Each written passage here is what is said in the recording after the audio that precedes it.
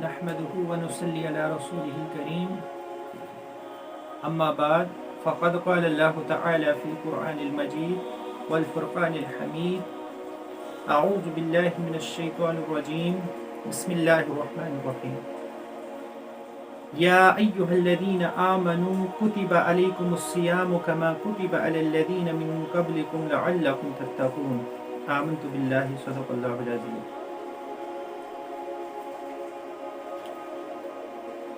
محترم و مکرم سامعین، السلام علیکم ورحمۃ اللہ وبرکاتہ. اللہ تعالیٰ کا بے حد شکر و احسان ہے کہ اللہ تعالیٰ نے ہمیں رمضان المبارک کا مہینہ پھر سے ایک بار عطا کیا اور ہم رمضان المبارک کی فضاؤں میں سانس لے رہے ہیں. رمضان المبارک کے پہلے عشرۂ رحمت سے مستفید ہو رہے ہیں اور اس وقت جب کہ میں یہ ویڈیو ریکارڈ کر رہا ہوں، اللہ تعالیٰ کی رحمت، باران رحمت ابھی نازل ہو رہی ہے. رمضان المبارک ہر بار ہماری زندگی میں آتا ہے اور ہم سے رخصت ہو کے چلا جاتا ہے. ایک مہمان کی طرح آتا ہے اور ایک مدت کے بعد ہم سے رخصت ہو جاتا ہے. لیکن جو چیز اس وقت میں آپ کے سامنے بیان کرنا چاہتا ہوں وہ یہ ہے کہ رمضان المبارک جب ہم سے رخصت ہوتا ہے تو کیا ہم اپنے اندر کوئی تبدیلی محسوس کرتے ہیں؟ کیا ہم اپنی روحانی جو ہمارا وجود ہے، کیا ہم اپنی روح کے اندر کوئی تازگی محسوس کرتے ہیں؟ کیا ہمارے اعمال درست ہو جاتے ہیں؟ کیا ہمارے معاملات میں کوئی نمایاں تبدیلی رونما ہوتی ہے؟ کیا ہمارے معاشرے کے اندر دینی فضائیں قائم ہو جاتی ہیں؟ یہ وہ سوالات ہیں جو ہم سب کو انفرادی طور پہ بھی اپنے آپ سے پوچھنے چاہیے اور اجتماعی طور پہ بھی ان سوالات پہ سوچ وچار ہونا چاہیے، ان پر غور و فکر ہونا چاہیے. دراصل ہم سب مسلمان ہیں،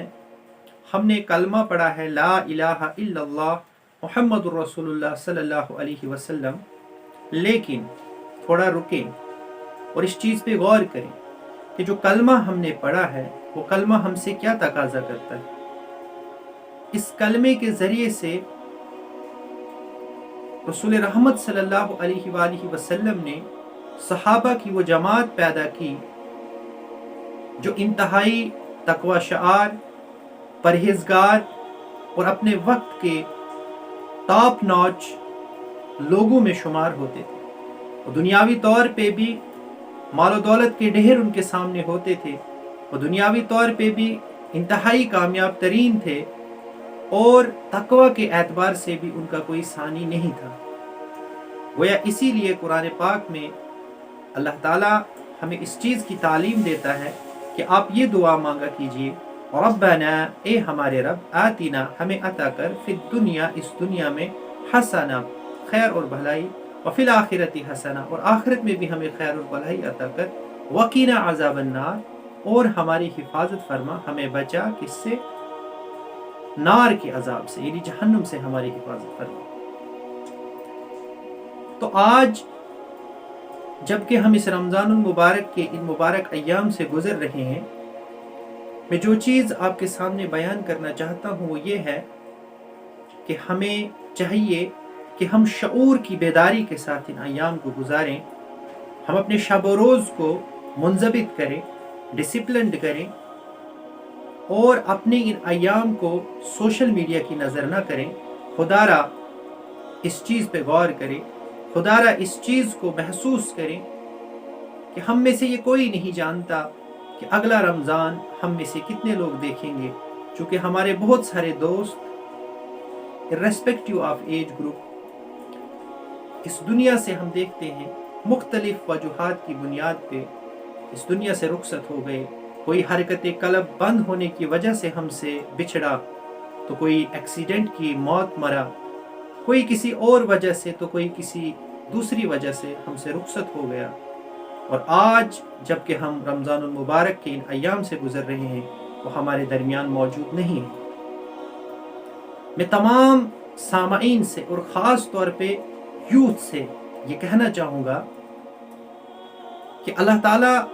نے ہم پر کرم کیا ہے کہ ہمیں پھر سے رمضان المبارک عطا کیا،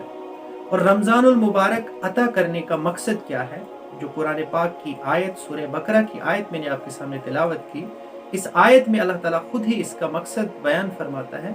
کہ اے وہ لوگوں جو ایمان لائے ہو، تم پر روزے فرض کیے گئے جیسے کہ تم سے پہلے لوگوں پر فرض کیے گئے تھے،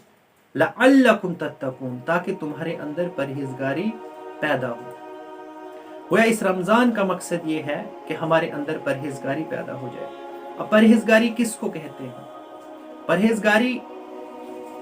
اس پہ بہت کچھ کہا جا سکتا ہے، بہت کچھ کہا جا چکا ہے، بہت کچھ لکھا جا چکا ہے، لیکن اس مختصر ویڈیو کے اندر میں آپ کو صرف یہ کہنا چاہوں گا، پرہیزگاری یہ ہے کہ انسان اس بات کو فالو کرے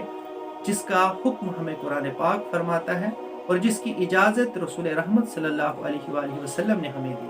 اور ان تمام چیزوں سے رکا جائے جس سے قرآن ہمیں روکتا ہے یا جس سے رکنے کی تاکید رسول رحمت صلی اللہ علیہ وسلم نے ہمیں کی ہے۔ To cut it short, in a nutshell, what I want to convey to all of you is that whatever we have done so far in our life, that is history. So we cannot change that.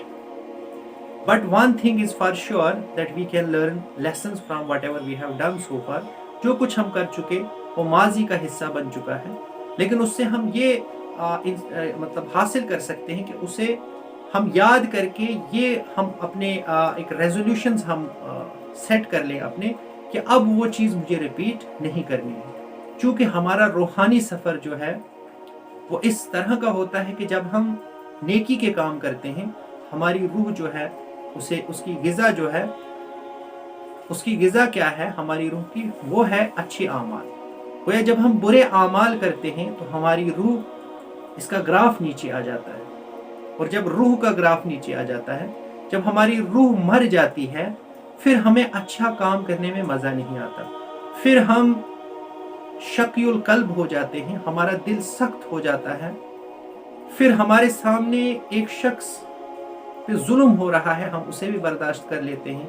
پھر یتیم ہمارے معاشرے کے اندر ہوتے ہیں لیکن ہم ان کے سر پر ہاتھ رکھنے کے لیے تیار نہیں ہوتے، پھر ہمارے معاشرے کے اندر سود عام ہوتا ہے، کرپشن عام ہوتی ہے، بدعنوانی عام ہوتی ہے،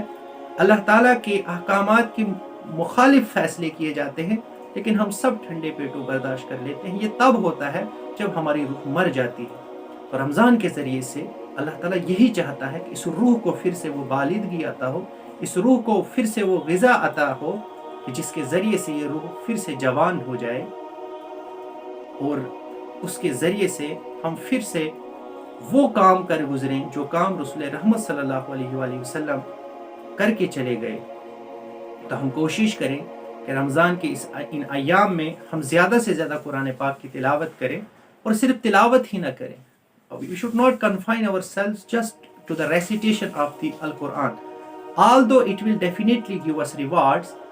But what is the actual purpose of sending Quran to Prophet peace be upon him? The purpose was straightforward, to guide humanity to the right path. تو جب تک نہ ہم قرآن کو سمجھ کر پڑھیں گے، قرآن کا مدعا و مقصد کیا ہے اسے جب تک نہ ہم غور کریں گے، اس پہ جب تک نہ ہم غور کریں گے، جب تک پھر اس قرآن کا مطالعہ جو ہے وہ ہمیں ثواب تو عطا کر سکتا ہے، لیکن اس کا مقصد اور مدعا جو ہے وہ حل نہیں ہو سکتا۔ تو کوشش کریں ہم کہ سوشل میڈیا کی جتنی بھی ایپس ہیں یا تو ہم انہیں ان انسٹال کر دیں، ورنہ فوکس موڈ پہ ہم انہیں رکھیں، اور زیادہ سے زیادہ اپنا وقت جو ہے اللہ تعالیٰ کی عبادت میں گزاریں، چونکہ ایک نفل کا ثواب جو ہے وہ فرض کے درجے میں ہمیں ملے گا، اور ایک فرض جو ہے اس کا ثواب 70 فرضوں کے برابر ہمیں مل رہا ہے۔ تو گویا جہاں اتنی خیرات بڑھ رہی ہے اللہ تعالیٰ کی طرف سے، ہم بڑے ہی بدقسمت ہوں گے کہ ہم ان دنوں کے اندر بھی ہم جو ہے غفلت کا شکار ہوں،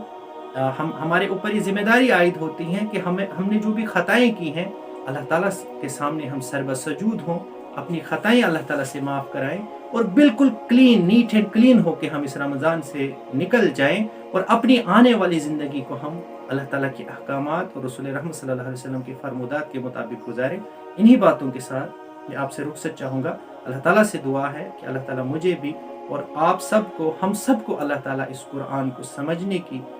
رسول رحمت صلی اللہ علیہ وسلم کے مشن کو سمجھنے کی توفیق عطا فرمائے۔ ربنا تقبل منا انك انت السميع العليم واخر دعوانا ان الحمد لله رب العالمين۔